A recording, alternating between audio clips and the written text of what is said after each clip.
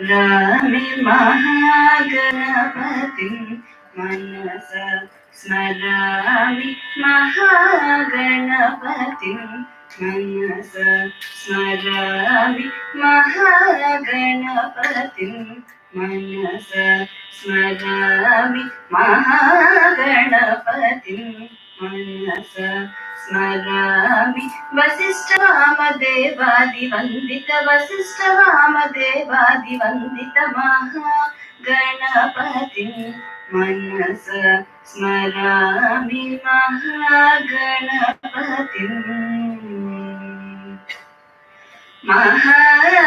महादेवसुतं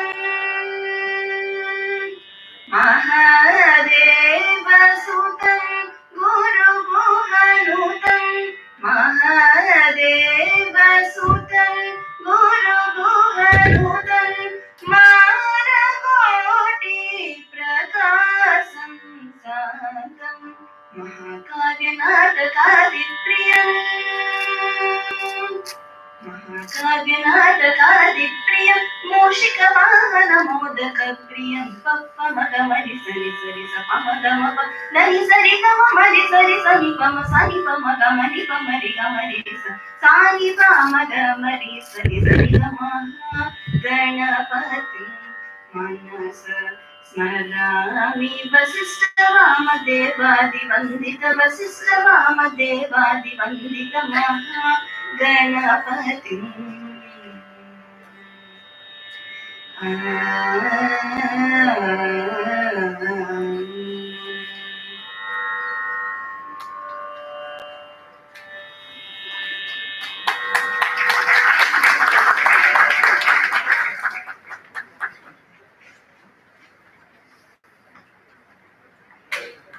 Having taken the blessings of Goddess Saraswati, hoping for a wisdomful and a fruitful conference on discussions on outer space and sustainable development, now I'd like to request our Honorable Vice Chancellor, Professor Dr. S. Surya Prakash sir, to felicitate our guest of honor, Professor A. Subramaniam, Founder Registrar of DSNAU and current Vice Chancellor of Tamil Nadu National Law University.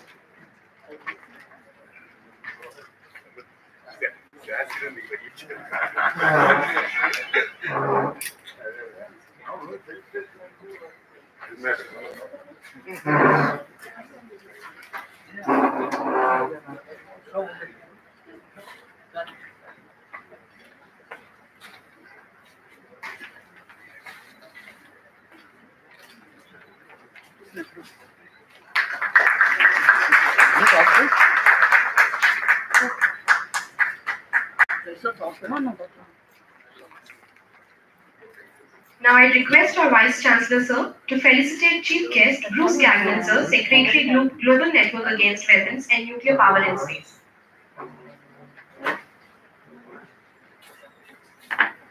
Ladies and gentlemen, join your hands together for the felicitation ceremony.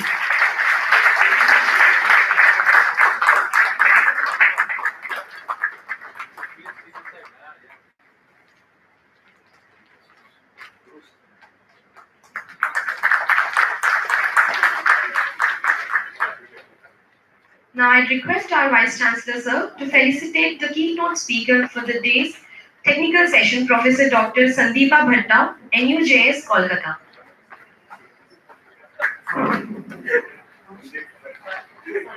Sorry.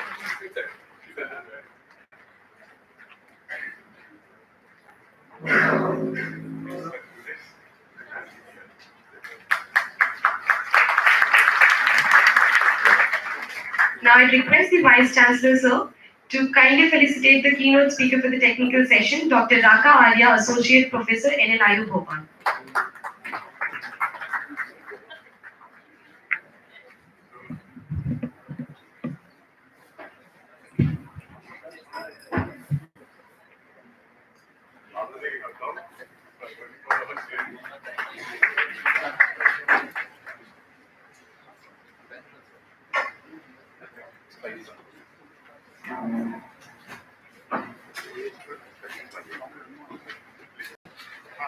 Now I request the Honorable Vice Chancellor, sir, to address the August gathering.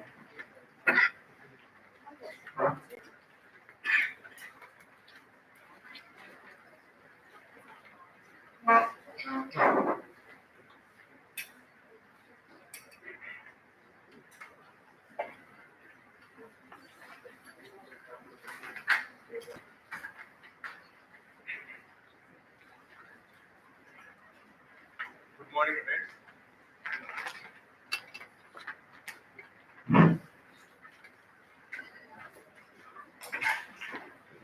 Peace and progress go together. Or else you may say that peace and progress, they are two sides of the same coin. So without peace, there won't be any progress. And peace is minus without progress. So, my friends, today we gathered here to discuss about peace in space and how this has been creating the thinking minds to think about what is the future of mankind.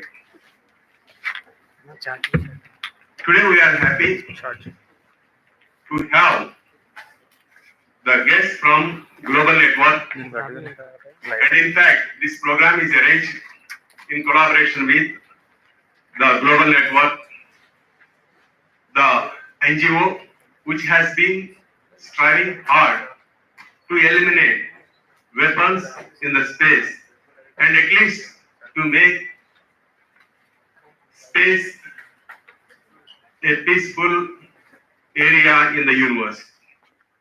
I welcome Bruce K. Gannon, Secretary Global Network, my teacher Professor A. Subramaniam Garu, the founder registrar of DSNLU. I welcome Professor Peter Jeffrey Kuznik, Professor of History, Professor Sandeep Bhatt, Professor NUJS, Dr. Raka Arya, Dr. Chandani Shah, Ben Mayer, Subrata Ghosh, and participants coming from different universities and colleges, and my own fraternity of teachers, their students, and media from print and electronic, coming all the way from Visakhapatnam, because we are situated in a rural area, and my registrar, Dr. C.M. Rao, Professor Bhavani Prasad Panda, and all others who are gathered in this auditorium for the occasion. I welcome you all to the City of Destiny to discuss, to participate, to think about peace in space. Yes, you have seen the documentary, and with the advancement of science and technology, and no doubt the science and technology has brought comforts and luxuries and also brought the miseries and making the life more difficult. As long as the man or the mankind was close to nature, there was peace in nature. So the moment our living, it started moving away from the nature, and it's not only the nature but also the mankind. The best example is the climate change. So there is no guarantee that our grandchildren and great grandchildren will be on the planet with the same comforts, with the same peaceful living on this planet Earth. So we ourselves are disturbing our lives, and particularly the advent of the advancement of science and technology. Undoubtedly, there are certain gains. When we take advantage of the science and technology in a positive way. But however, when we utilize the science and technology for our greed, nature has given enough for the needs of mankind. If when we go beyond the needs, when greed is replaced with the need, then the future of mankind will be difficult. Difficult even to survive. That's what's happening. And as you know that today we have satellites, and my submission that the future warfare, and we are having aircrafts with 2000, 3000 kmph and even more speedier than light and sound. But the nerve for the whole military operations is communications. And these communication satellites, they are somewhere in the space, in the orbit of the Earth. So the future attacks will be attack the communication satellites of the enemy countries. When the communication satellite of the enemy countries is targeted, there ends, that will put an end to the communication. And when once there is no communication, nothing, because for flying Sukhois or F-16s, communication is necessary. Even for troop movement, communication is necessary. For the movement of submarines below the sea, communication is necessary. When once the communication satellites are targeted, that will cripple not only the military communication, but even the civil communication. And all these communication satellites, they are in the space. And the countries which has this technology of targeting the satellites are making the space stations and keeping the nuclear weapons, and ultimately where we are going. And a country demonstrating. So we ask a country, why you have targeted a satellite? It may be their own satellite. They say that this is technological demonstration. We want to demonstrate our capabilities to the rest of the world. Look, if you won't listen to us, we will target your satellites. So this kind of intimidation by the superpowers. And what will happen?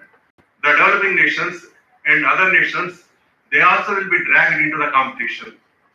So even though they can't afford for making such weapons and diverting the weapons from providing the basic necessities or the infrastructure or investing on education, investing on health, the developing nations or even the poorer nations also participate in the weaponization program. And this weaponization program adversely affect the development of the citizens of that particular country. So the mankind now, this is time in the 21st century, it's not only peace in space, and all the rational minds should think together to avoid this weaponization program, at least in the space. Otherwise, this will adversely affect the standard of living. As I said that when the poor nations and developing nations divert their resources for the weaponization, and when there is competition, so that will adversely affect the living standards of millions and billions of people. And with this noble objective,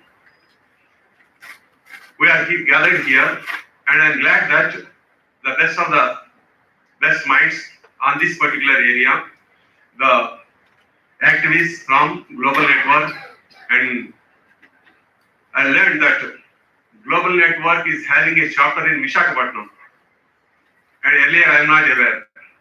So I welcome, and let us think about this problem of the mankind. This is not the problem of India, this is not the problem of United States or Israel.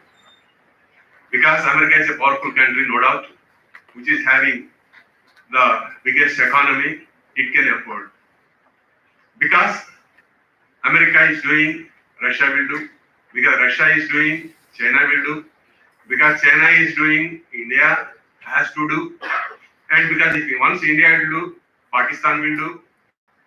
Even if they have enough to eat or not, they said that even by eating grass, we will fight with India. So that is the nature of obsession between the countries and among the countries. And everybody will be dragged into this arms race. Now this is high time to put an end. Even though there are international treaties like Outer Space Treaty, which has been shown to you. I am not an expert in this particular subject, but I learned from the convener and from my colleague Dr. Ragaria, and we hope that this conference will be a great success and all of you will participate actively. And once again, I invite all of you to the city of Destiny, Visakhapatnam, a beautiful city in the state of Andhra Pradesh in South India. Thank you very much.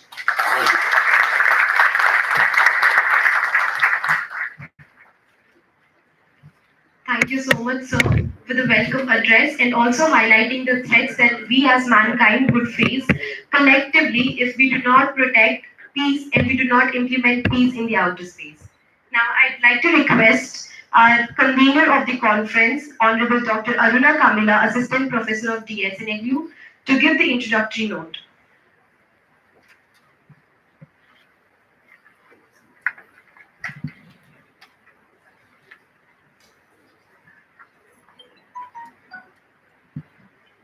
A very good morning to Honorable Vice Chancellor, Professor S. Suryaprakash sir, and Professor of Eminence, Bhavani Prasad sir, and Honorable Registrar, Professor C. M. Rao sir, and in addition to that, my heartiest welcome to all the Global Network members here who have made all the way from other states like US, UK, and Nepal, and they have come here to make this, to grace this occasion and make this event a grand success. And especially Bruce Gagnon, Secretary Global Against Weapons and Nuclear Power in Space, Professor Peter Kuznick, who is a Professor of History and Director of the Nuclear Studies Institute at American University, then Professor Dr. Sandeep Bhatt, NUJS Kolkata, Dr. Rakaria, Associate Professor, Mr. Subrata Ghosh Roy from Cambridge, US, and Prabha Yadav and other members from Nepal. And there are 20 participants, 26 participants, and 20 universities who have all participated in this conference. And I welcome you all and my colleagues, students, and all the other participants, and especially the press. I welcome you all and a very good morning to all of you. And coming to the outset of this particular conference today, so I take immense pleasure in knowing and working along with the Global Network Against Weapons and Nuclear Power in Space, and which was founded in 1992 by the joint efforts of the Florida Coalition for Peace and Justice, Citizens for Peace in Space, and New York-based journalism Professor Carl Grossman. Since its establishment, Global Network has fought for peace and environmental protection and against the increasing weaponization of the outer space. And their sole motto is making Earth as a better place to live in. And coming to the subject of today's conference, space law and blocks national and international law governing exercises in outer space. And the morality and ethics of moving an arms race into space is a debatable issue today. And at the moment, as more and more nations become involved in developing space technology, this expanding base of activists are having an impact in shaping and the debate about the need to keep space for peace. However, most importantly, the people of our planet must consider the question of the kind of seed one carries from Earth into the heavens. The essential objective of this conference is to give a stage to exhibit emerging issues and challenges in outer space and a contemporary analysis based on legal, political, economic, as well as the scientific aspect in order to ensure peace and security in the international sphere with concern to outer space. So this is all about the conference, and I once again thank you all for making your way here and being present here, and hope you will all enjoy and draw very good information and get enlightened through the most eminent speakers that are present here from Global Network, and also the keynote speakers who are the subject experts of this particular space laws. And I wish you all the best and happy participation. Thank you so much.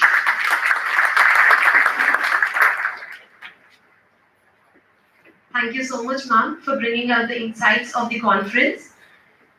Now I'd like to read out the profile of our guest of honor, Professor A. Subramaniam, founder registrar of DSNAD. Dr. Sastry was born on 12th of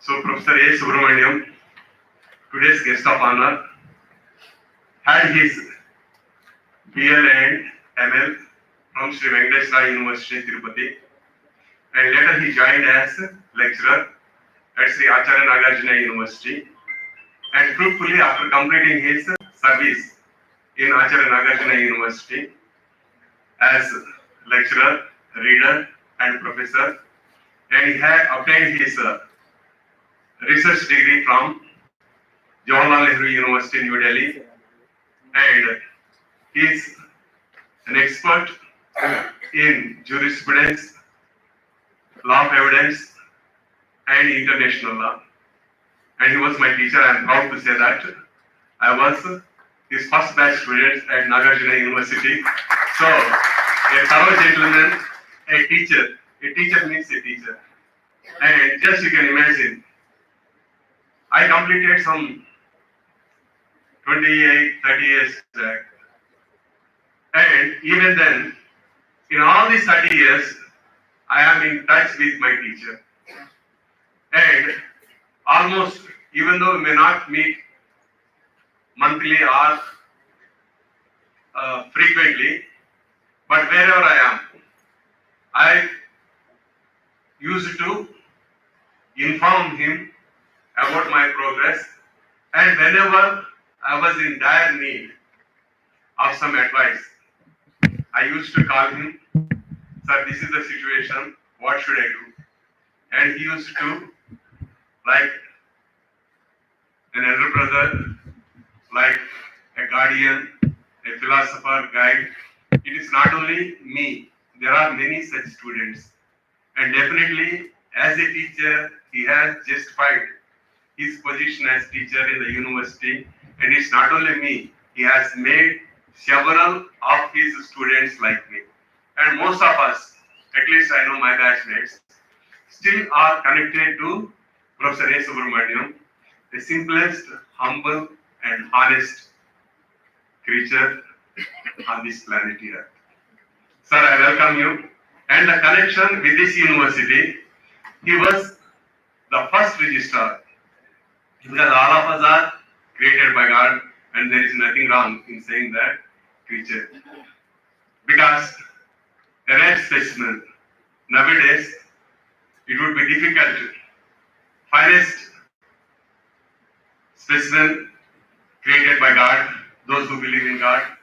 Otherwise, he himself he loves human rights. There are so many things to speak about my teacher. Sir, it's my fortune to be the Vice Chancellor of this university. And I respect you, sir, from bottom of my heart. And I thank you for the classes at Nagarjuna University. After 30 years, I am acknowledging. So it's great to have you, sir, with us. And I welcome Professor A. Subramaniam Professor of Law. And for professor, he will remain a professor. There is no retirement. Nobody can take away that designation of professor. I welcome you, sir, to address this August gathering. Thank you very much.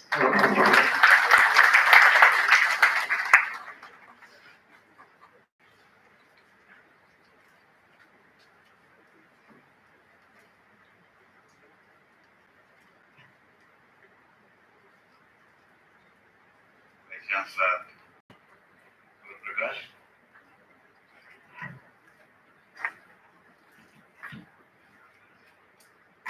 other dignitaries on the dais,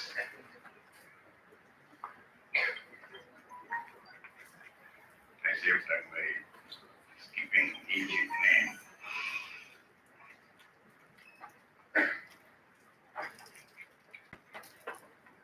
Staff, students of this university and other universities, participants of the, who have come from other countries as well as from other states. Good morning to everyone. It's really lucky to be a teacher, particularly when one of his students is a vice chancellor.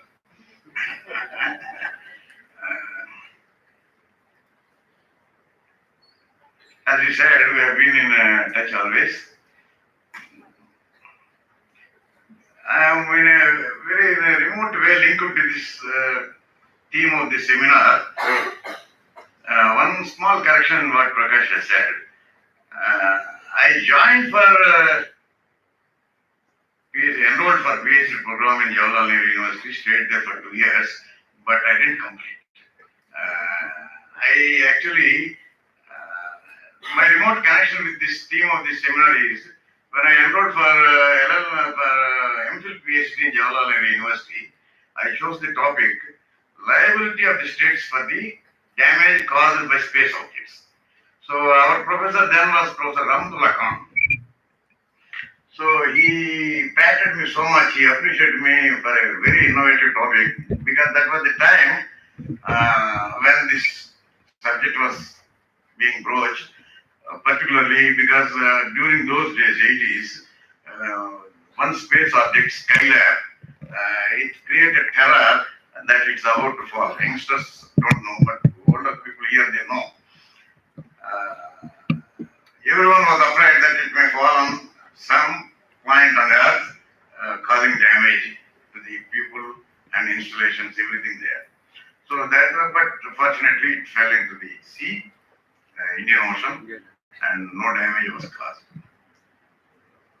But then, by then already this convention was there, 1972 convention for the liability for the damage caused by space objects. So I chose that.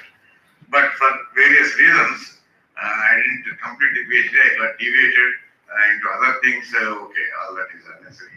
And then I joined Nagaland University, and then left international law. And I became an activist of human rights. I got politicized in JNU. Different things. Okay. And then I left that research. I completed research on a different topic, that is on human rights, on custodial deaths in the state of Andhra Pradesh, the combined state of Andhra Pradesh. Okay, so that way I am remotely connected to this theme of seminar, but now I am no longer in international law, but this is a very great subject, really good subject, because we are living in the space age. We are living in the space age, and we are living in an age where we are going to create and cause damage to ourselves. A mass suicidal program also to take place. Such a type of situation we are in. The organizers, they have brought a very good video. Even though it's small, the message is really very powerful. Now, US is refusing. Israel, of course. Israel is just adjunct to US. And US itself means Israel because of the Jewish law, whatever you call. During the 80s, when I was studying international law was being developed developed on the line of the international law by third world countries. The terminology there during those days was third world international law, north, south, north representing the rich and south representing the poor, and how the international relations and international law is being misused, abused by the powerful nations. Because those were the days when this terminology was there, it was the non-aligned movement. It's all during 80s. Now, nobody, none of you, the students here who are youngsters now, you don't hear about so-called non-aligned movement. But during those days, non-aligned movement was a powerful movement, and India, Egypt were leading partners of the non-aligned movement with some background of USSR and all that was there. So during those days, there was a fight, and to develop international law, interpret international law and international norms in the light of the benefit of third world countries. But now the situation has turned different. Now it's only one global power that is dictating the entire international relations and international law. In that type of situation we have, and as the video has the organizers has shown, US is adamant about having dominance over space. This is space. Youngsters, you and many of the youngsters across the world, we feel that space technology is very good, very powerful, and because it has brought so many things. We have so many benefits we got with space technology, satellite TV, internet, mobile, everything. But then the power it creates, the power it gives, and the vulnerability it creates, both are very important and very fundamental. And space, when you come to space and using space, the countries which are exploring space, including our own country, Chandrayaan, recently we launched Chandrayaan, though there was small hitch in the end, but lot of budget. Countries these days, as Prakash was telling, these days we are putting a lot of budgets for the space exploration, space technology. Why? They say that it is for peaceful purposes, peaceful uses, and whatever advantages, technological advantages that now we are enjoying, they are out of satellite technology, space, everything, etc. But the real truth of the matter is not only space technology, but every other technology is only a byproduct of defense research. You should remember that. It is basically a military technology, and every other thing is a byproduct. And militarization of space, with the so-called space, it started right from 1952 with the launch. First, you can say the first space technology started with the launch of Sputnik by USSR, and then later these two superpowers competed with each other, and a lot of space exploration has taken place over these long years. And from the beginning, militarization of space has been going on, and how horrible it will be with satellite technology we have seen during the Gulf War. The youngsters may not be remembering the Gulf War, but the older people will know. When Gulf War was going on, Iraq was being bombed. It was shown on the TVs as if some firecrackers of Diwali, like Patriot missiles, I remember.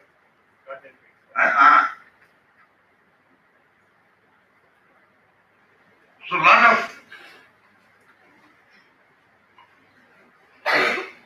damage can be caused, and lot of installations can be targeted. Therefore, we have seen how space technology was first experimented and used.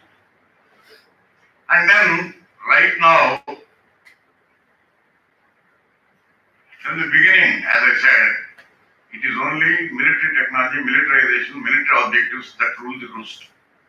In the beginning also, they were having reconnaissance satellites, military observation satellites during the earlier era of the 70s, 80s. And now we have drones and satellites. And you know, what devastation of human life they are causing in Afghanistan right now. Drones. So, space technology for the superpowers as well as for other powers is basically for with a military point of view, and other benefits are only for byproducts. And another thing, side by side, what is taking place is marketization of space. They are talking about space tourism, mining, and along with the government, private corporations are also entering into the space research field. So, lot of from various angles, military angle, market angle, every other angle, and now they are talking about intellectual property rights, about whatever they are inventing in the space, etc. So all these things are taking place, and there is a big possibility that space may become an arena for war, global war. Weapons are to be maybe are being placed, they will be placed, and they want to place all weapons, including nuclear weapons, and try to dictate. It's all due to, as Prakash has said, it's all due to the desire of the man to dominate the world, desire of the corporate entities to dominate the world. At this stage, I think we have to revive. There are efforts done by various organizations, including the United Nations. Many treaties have come. In the coming 2 days, we will be discussing about various provisions of those treaties. Outer Space Treaty. Before 1967, before that 1963 principles were there. Then Moon Treaty, then Rescue of Astronauts Treaty. So many treaties have come. All those treaties, I don't elaborate. We will be discussing most of those provisions. But apart from these treaties, we have general principles of international law. We have United Nations Charter, which talks about peaceful purposes, peaceful use. But all these things, you should remember that international law is basically international relations, power relations. And the present power relations, international relations, are tilted totally to one side. So with this background, what may happen, we don't know. Both marketization, militarization is taking place. And we have to revive the older concepts of international law, where all the poorer countries, along with rich countries who love peace, we have to unite and bring pressure, as the video has given us the message, pressure on the superpowers to see that space is not militarized. We have already spoiled the earth, not only with nuclear weapons and bombs and other things, but with plastic and everything. And we are facing the consequences of environmental degradation, global warming, or whatever, tsunamis, or whatever it is you call. But if the same thing happens in space, we don't know even the scale of damage that might occur. It's unimaginable. So it is on all the right thinking people of the world to see that this thing is stopped. For this, apart from discussing the technicalities and legalities of various conventions or drafts, India is also drafting a bill. What we need is, what is the perspective? We should have this is the 150th year of Mahatma Gandhi's birth anniversary, 150th birth anniversary. We should have a Gandhian perspective, that's what I feel. Looking at the earth or the space as a resource. No. Looking at earth or space as a resource is a commercial perspective. Resource to be exploited, resource to be dominated, resource over which we should have command. No, that is not the perspective. We should have a perspective of Ghanaian perspective, that is an Indian perspective, I am looking at Earth as mother, mother Earth, worship it.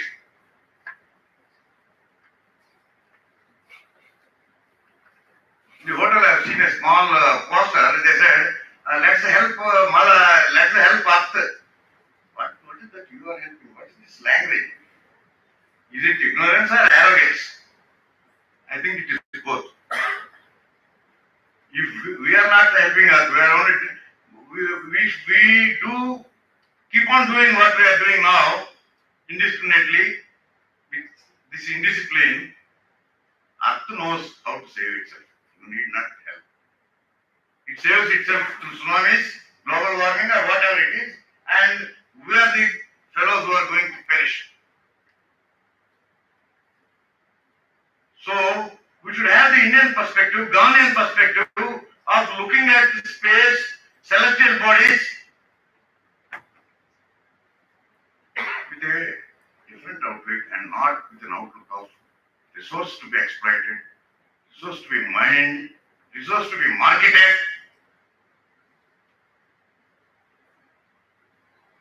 So it is with this perspective, I think we should draft something so that we can prevent militarization of space.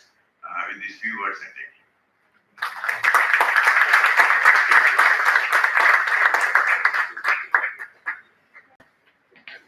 Thank you so much for your words of wisdom, sir. I'm immensely apologetic for the technical error, and but it is profusely our honor to have you in our conference, as well as our learnings as to how the super global power is dictating the entire world and the threats that we mankind will be facing in the near future with respect to the space, and that everything is a byproduct of the military research was really enlightening. And I really thank you so much for the speech, sir.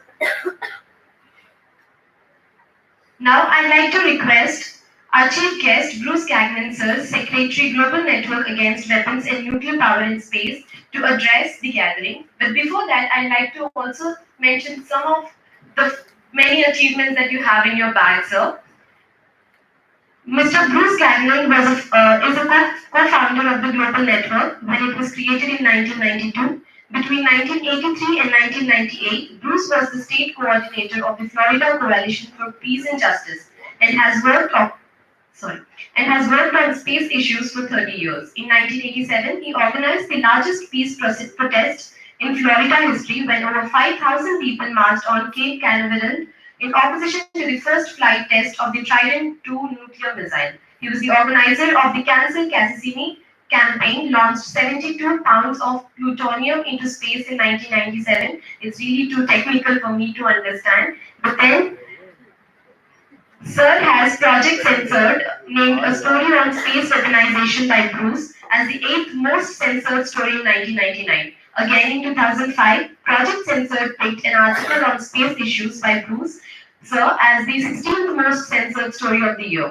Bruce has been featured by artist Robert Shetterly in his collection of portraits and quotes entitled Americans Who Tell the Truth. In 2006, Sir was the recipient of the Dr. Benjamin Spock Peacemaker Award. Mr. Bruce initiated the main campaign to bring our war money home in 2009 that spread to other New England states and beyond. The campaign makes the important connections between the endless wars, spending, and fiscal crisis throughout the US. In 2011, the US Conference of Mayors passed a Bring Our War Money Home resolution. In 2003, Bruce co-produced a popular documentary video entitled Arsenal of Hypocrisy that spelled out US plans for space domination.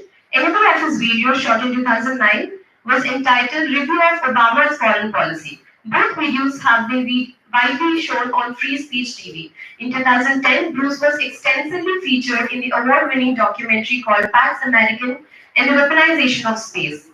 He is also host of a public access TV show called This Issue that currently runs in 13 main communities. The show can also be seen from the GN's website. Bruce co-hosts a weekly radio show at Bowdoin College in Brunswick, Maine. In 1968, Bruce was vice chair of the Okaloosa Country, Florida, Young Republican Club, while working on the Nixon campaign for president. Bruce is a Vietnam-era veteran and began his organizing career by working for the United Farm Workers Union in Florida, organizing fruit pickers. Bruce is an active member of Veterans for Peace. Sir, we are immensely honored to have you here, and I request you to address the gathering.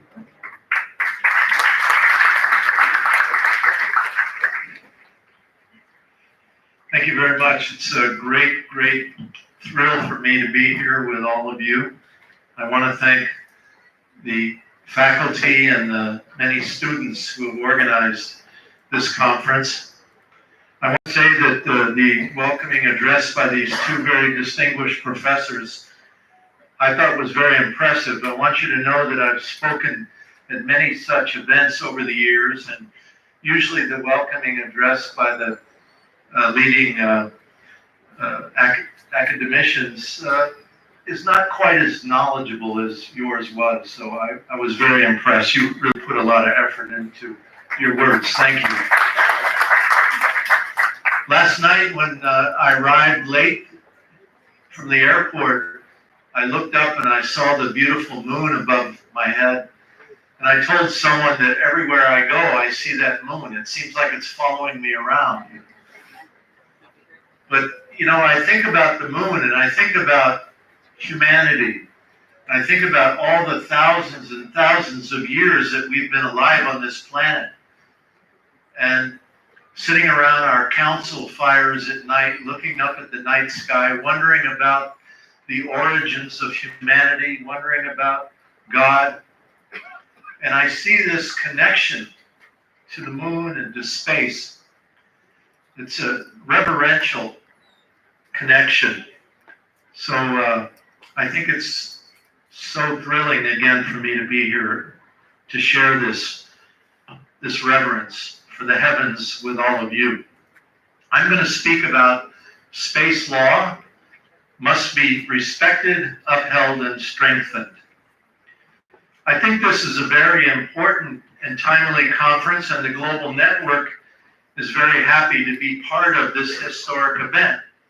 I say historic because this is the first that I'm aware of space law conference that has the singular purpose to promote this idea, as Dr. Aruna Kamila says, quote, explore but don't exploit, unquote.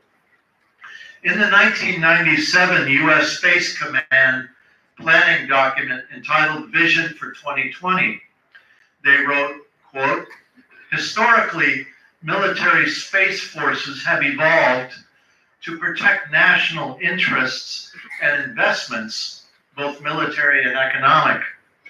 During the rise of sea commerce, nations built navies to protect and enhance their commercial interests. Likewise, space forces will emerge to protect military and commercial national interests and investment in the space medium due to their increasing importance, unquote. This quote from the U.S. Space Command is quite instructive. We know that during the 15th century and beyond, the European powers created the global war system in order to control resources and markets in what they called the New World. This was essentially the seed of the competitive dog-eat-dog system that the world suffers from today. India has a very close understanding of that history. In 1996, two organizations called the United Societies in Space and the World Bar Association published a book called Space Governance. They created these organizations in order to rewrite space law, particularly the two United Nations treaties, the Moon Treaty and the Space Treaty, that declared that the celestial bodies were the province of all humankind. The treaties stated that no individual, no corporation, and no country can claim ownership of the heavenly bodies. These treaties were smartly attempting to prevent the global war system from carrying the bad seed of war and greed and environmental degradation into space. International space law is a subject presently thoroughly dominated by leaders of the aerospace industry, who are more than eager to privatize space to benefit their corporate sponsors and wealthy individuals. The aerospace industry has established space law departments at various universities around the world, and they are busy trying to rewrite United Nations space law that established the Outer Space Treaty and the Moon Treaty. Both of those treaties also state that celestial bodies and their resources are the common heritage of mankind, and that an international regime should be established to govern their extraction. Currently, no such international agreements exist. In fact, during the Obama administration in the United States, a bill passed the Congress and was signed into law, giving U.S. corporations and individuals the legal authority to make land claims on the moon and on the asteroids. This violates existing United Nations space law and will surely cause conflict in the future. What is sorely needed at this time is a body of legal experts who wish to explore the celestial privatization issue from the point of view and interests of all humankind. Next weekend in Montreal, Canada, a conference is being held called Strategic Space Law, where representatives from the aerospace industry, the U.S. military, and others are gathering. They will be discussing topics such as space governance, development of a space industry strategy, space situational awareness, space traffic management, cybersecurity law, law of space commercialization, space insurance programs for investors, governmental affairs strategy, and more. Today, there are over 2,000 active satellites in orbit, and a number of nations directly involved in launching and operating satellites is growing substantially in recent years. The parking spaces in orbits around the Earth are getting full, and conflict will be increasing around the issue of who has the right to fill these orbital parking spots. Currently, the U.S. military occupies many of these orbital parking spaces. The private launch company called SpaceX was recently given permission by the United States to launch 11,943 mini satellites to form an expansive Starlink broadband network designed to provide worldwide high-speed internet access by ensuring that at least one satellite is always above the horizon for anyone on Earth. Alice Gorman, an internationally recognized leader in the field of space archaeology and senior lecturer at Flinders University in Australia, said earlier this year, quote, "One of the issues that we have with the space junk problem is that we don't know precisely where a lot of objects are. When you try to model these millions of bits of stuff circling around the Earth in order to make space safer for functioning satellites, it's just so complex, it's really a difficult task, unquote. So obviously, when you launch nearly 12,000 new mini satellites into this unregulated mess in Earth orbit, the problem only gets worse. Amateur sky watchers have started sharing images of these mounting numbers of satellites in night skies, igniting an uproar among astronomers who fear that orbiting clusters will wreak havoc on scientific research and trash our view of the cosmos. Quote, "This has the potential to change what a natural sky looks like," says Tyler Nodgren, an astronomer who is now working full-time to promote night skies. And SpaceX is not alone in filling the skies. Other companies such as Amazon, Telesat, OneWeb, they want to get into the space internet business. While private companies see major business opportunities in low Earth orbit and beyond, many sky lovers fear that space will no longer be the province of all humankind, as stated in the Outer Space Treaty. Even nations that have no direct involvement in launching or operating satellites rely heavily on space infrastructure for television, cell phone, radio, banking, communications, transport, agriculture, and especially for modern military operations. Yet those satellites are under increasing threat from hundreds of thousands of pieces of space debris. Furthermore, some countries, the United States, Russia, and China, already possess the ability to destroy or disrupt satellites, and other nations like India have plans to develop these same anti-satellite weapons.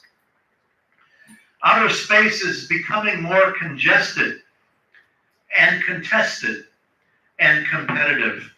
In addition, the global security situation generally is less certain.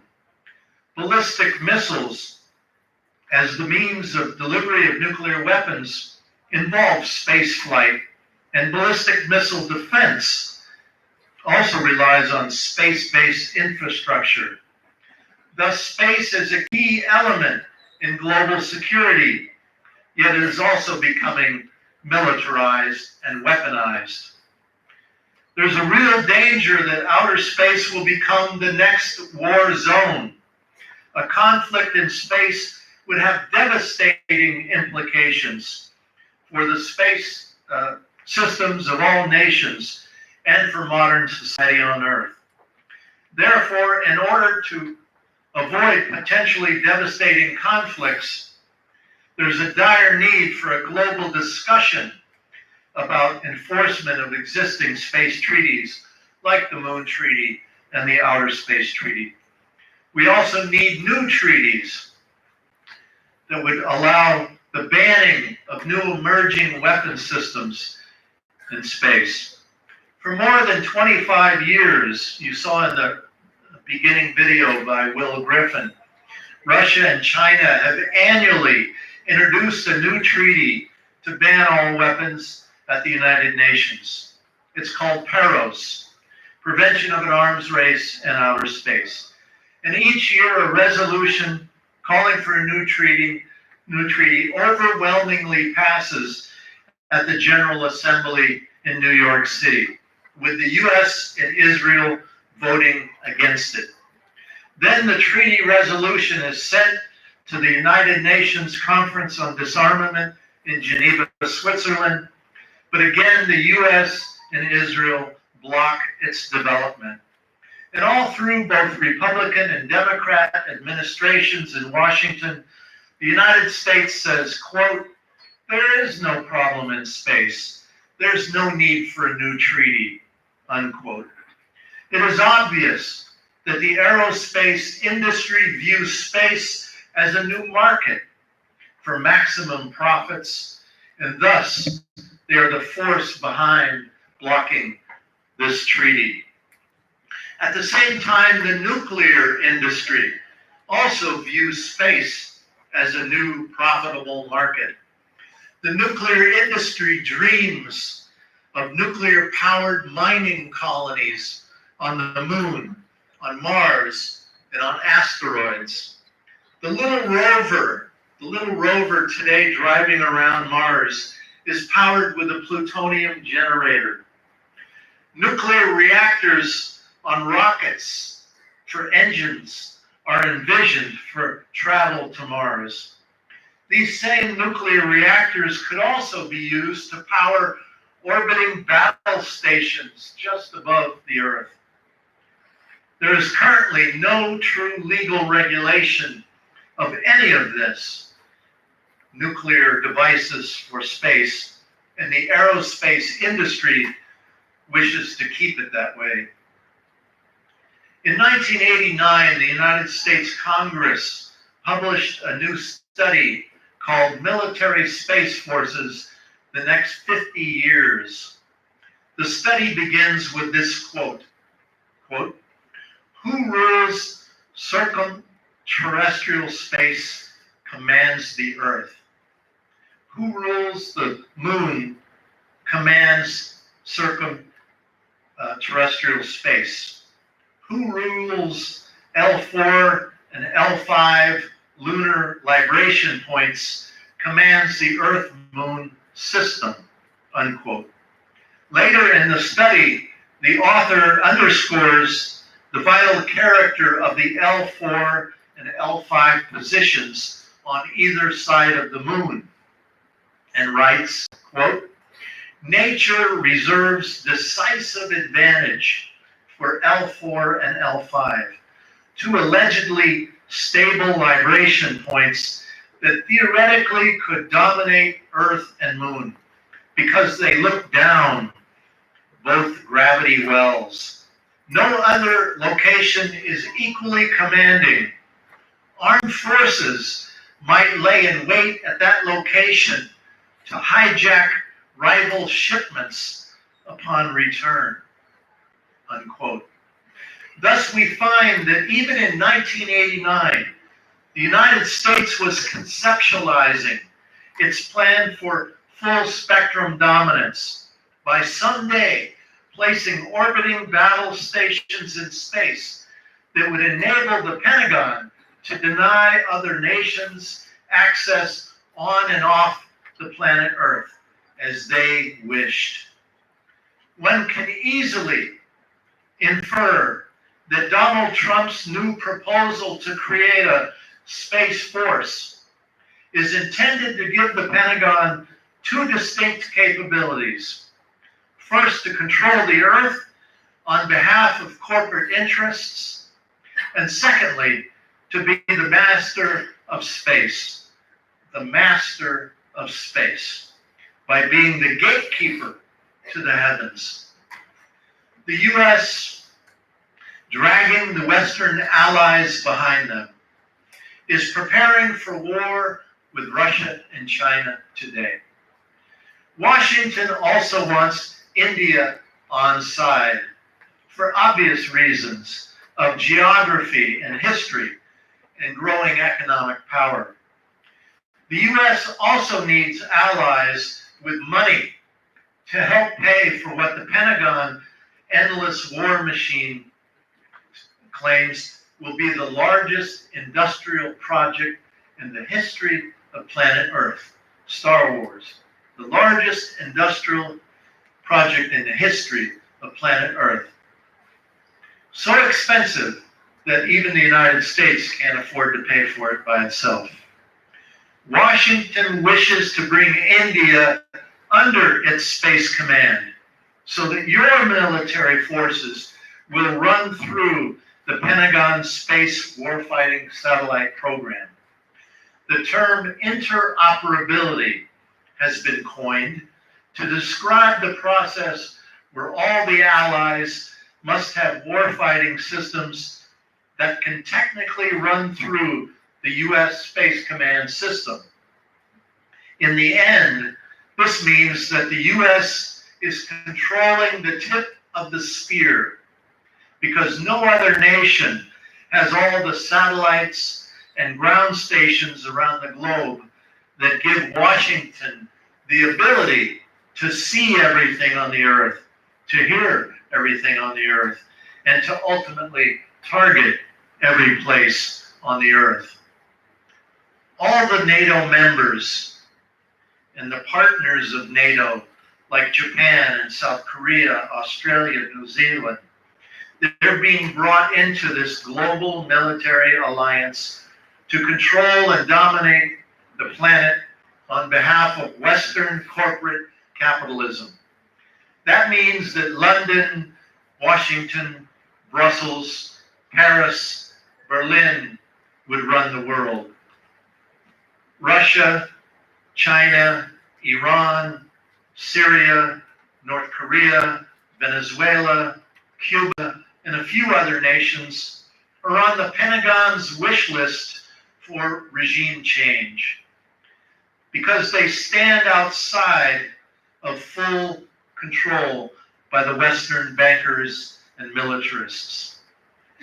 The recent formation of BRICS, B-R-I-C-S, which stands for Brazil, Russia, India, China, and South Africa, an alternative economic institution that would loan money to developing countries and not exploit them in the way Western bankers do, using the IMF and the World Bank. These are tools of Western, forget that. I messed up there. The West is not happy about BRICS. And thus we saw the past progressive leader recently of Brazil was dethroned in a coup essentially orchestrated by Washington. He was replaced by the fascist President Bolsonaro, who is allowing the destruction of the Amazon in order to enable expansion of cattle grazing areas for Brazil's beef industry and other development. Thus, the lungs of the earth are being destroyed for corporate profit. So BRICS is a challenge to the Western bankers. The United States-NATO alliance is not happy to see any nation stand up against this long run of Western imperialism. Many nations are calling for a multipolar world, and the US demands that it remain as the unipolar power, the unipolar leader on the planet. Washington appears to be willing to create a global war to defend its collapsing empire. The US is like a cowboy gambler with a black hat on a Mississippi riverboat playing cards, playing poker. The cowboy looks around and sees himself surrounded by those he has exploited for years. He thinks his only way out is to start shooting. The law of the West, the one with the biggest gun wins. That, I think, is essentially still today the foreign and military policy of the United States. It's part arrogance and part fear that the world has woken up at last and is rejecting the cowboy mentality of full spectrum dominance. Growing global poverty and the reality of climate change are banging on Washington's door. The corporations' love for the dollar bill is so great that they cannot see beyond their lust for power and greed. I call them pirates. The pirates have buried a chest in the United States. It's our national treasury, created from the taxes on people's hard work. More than 55% of every federal tax dollar today goes to the United States military. America has become a war culture. Our economy is addicted to military spending, like a drug. Addiction to military spending. People are increasingly being indoctrinated in the United States that the Russians and the Chinese are trying to take over the world, so we must spend more on weapons for war, and we must have the very best space technology system to protect ourselves. We are a paranoid nation in America. Massive guilt and fear comes from our long history of genocide and endless war. We have a wedding in America, a wedding of the government and corporate power. They're one and the same. Democracy has essentially been drowned in the United States. Thus, no one anywhere on Mother Earth should ever listen to the moralistic preaching that comes from Washington about democracy and freedom and peace and the rule of law. It's all Hollywood talk. A scripted propaganda machine that attempts to sell an image to the world. Fortunately, the initial shine has worn off of the Stars and Stripes, and most of the people around the globe clearly understand what is really going on. Again, now is the time to build an international consciousness and a campaign to protect the heavens from this insane global war system. India is becoming a leading space power, and thus your voices and your good hearts are needed to prevent moving this bad seed into space. The Global Network thanks you for organizing this very important conference, and we look forward to further collaboration with each of you. Thank you very much.